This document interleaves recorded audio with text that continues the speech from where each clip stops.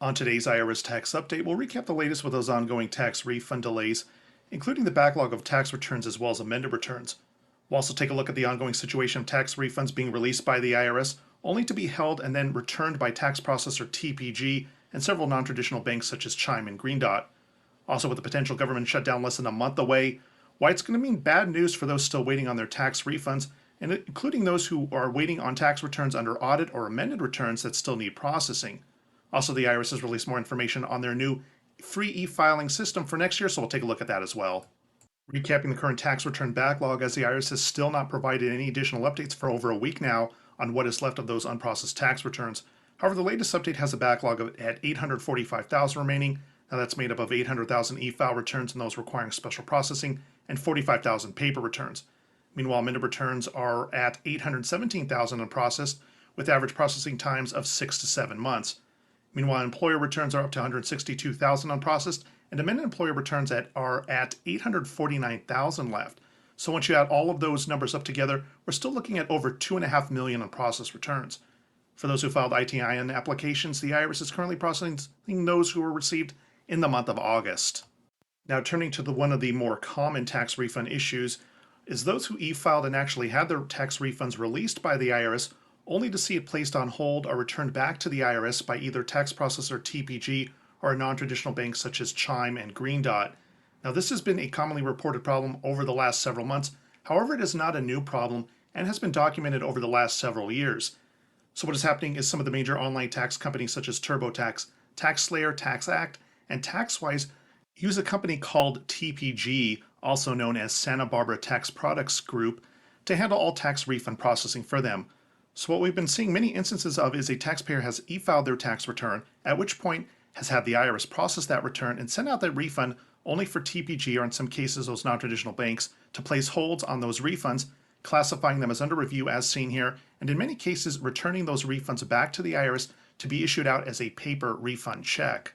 Now, if TPG returns your refund back to the IRS and it's not flagged, then you can expect the IRS to mail you out a paper check in around 4 to 6 weeks after the IRS gets it back, which could take a month or so itself. However, if they returned it back as flagged to the IRS, it will go to the Return Integrity Verifications Department for further review. Then that is where there's going to be a potential problem.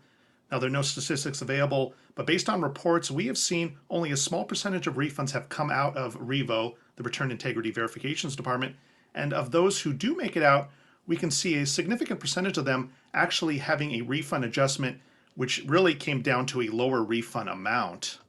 Now, if your tax refund is sent back to RIVO, expect to receive the IRS letter 4464C as seen here in the mail, indicating your tax return is being reviewed for accuracy, which may include income tax withholding tax credits or business income you reported.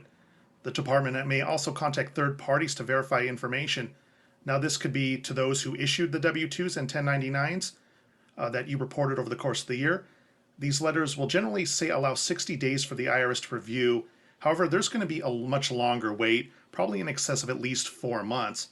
Now, if you received this letter and did not file your taxes, then you may be a victim of identity theft, and the return will contain information on how to proceed further. Now, there will be legitimate tax returns sent to RIVO for further examination, but because of the amount of improper tax returns being filed, that means those legitimate tax filers are going to be experiencing long waits as well. For those suffering financial hardship as a result of not receiving that refund, they're encouraged to reach out to the Taxpayer Advocate Service to open a case. However, if you're experiencing issues with TPG in particular, you're not alone, as many taxpayers have filed a complaint against the company with the Better Business Bureau about their refund issues. Now, we've located several different TPG profiles on the Better Business Bureau's website, like seen here, and once again, you can see the complaints are stretching multiple years, as this is a common issue. One taxpayer from Wisconsin last year even contacted her local news channel, which actually helped with the release of her $8,000 tax refund, and in the end it took 18 months for TPG to finally send that to her, claiming the original refund was sent to a closed bank account, and then the first paper check was sent by mail, which the taxpayer stated she never received. So again, this is a common problem impacting those who are waiting on legitimate tax refunds, and will only continue in the years to come, and there's very limited options that you can do. You can confirm if your tax refund has been sent back to the IRS as flagged. TPG or your tax processor can in fact confirm this. So that is the first step you want to do or contact the IRS directly. Now, with the potential government shutdown less than 1 month away, it's important to take a look at the impact it would have on those still waiting on their tax refunds. Now, if a shutdown does start on November 18th, the majority of the IRS will shut down, with 2/3 of its staff furloughed as a result. Tax processing will stop on both e-file returns and paper returns, and only those tax refunds coming from error-free tax returns e-filed, that have direct deposit set up will receive refunds during that time. Now, as a reminder, there are error-free tax returns into the system because the federal tax filing deadline, the extended deadline, has just taken place, and those in California now have until next month to file their federal tax returns if they've not done so already due to disaster declarations. Secondly, the IRS call center will completely shut down as a result, and usually in the month of October, the IRS receives 46,000 phone calls a day. Local IRS offices, also known as taxpayer assistance centers across the country, will also shut down, and it's estimated that 5,000 taxpayers visit those offices daily around the country. If you're waiting on amended return processing, are those who are still waiting on tax returns under audit or further review, those also will be stopped. Now, as we know, amended returns are already taking 6 to 7 months to process. That will take even additional time if there's a shutdown. And those audits can be stemming from several different credits being claimed, such as EITC or CTC. And again, those will stop as well until the IRS officially reopens.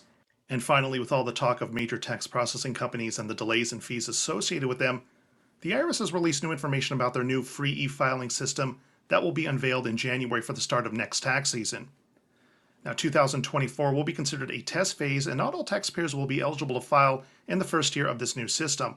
Also, do note TPG will not be involved with refund processing for those who decide to use this platform. Now, the IRS has stated in 2024 those individual filers with relatively simple tax returns will qualify. So, for those with W-2 incomes or Social Security or unemployment income and have less than $1,500 in interest earned to report. If you're claiming the Earned Income Tax Credit or Child Tax Credit, you should be eligible, which is a new development and one we were not expecting, along with those claiming student loan interest deductions, which is important as student loan payments have resumed this month. Also, another new development is several states will take part in the federal system, such as Arizona, California, Massachusetts, and New York, which means you can use this system to do both your federal and state income tax returns. More states are expected to be added in additional years, but several of them simply did not have enough time to integrate with the new system for this upcoming tax season.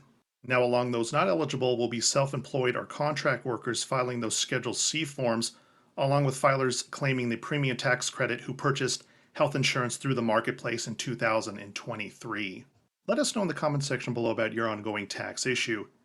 In the meantime, we'll keep monitoring the situation for further developments, so make sure to click on the thumbs up and subscribe button below for future updates on this channel, and thanks for watching.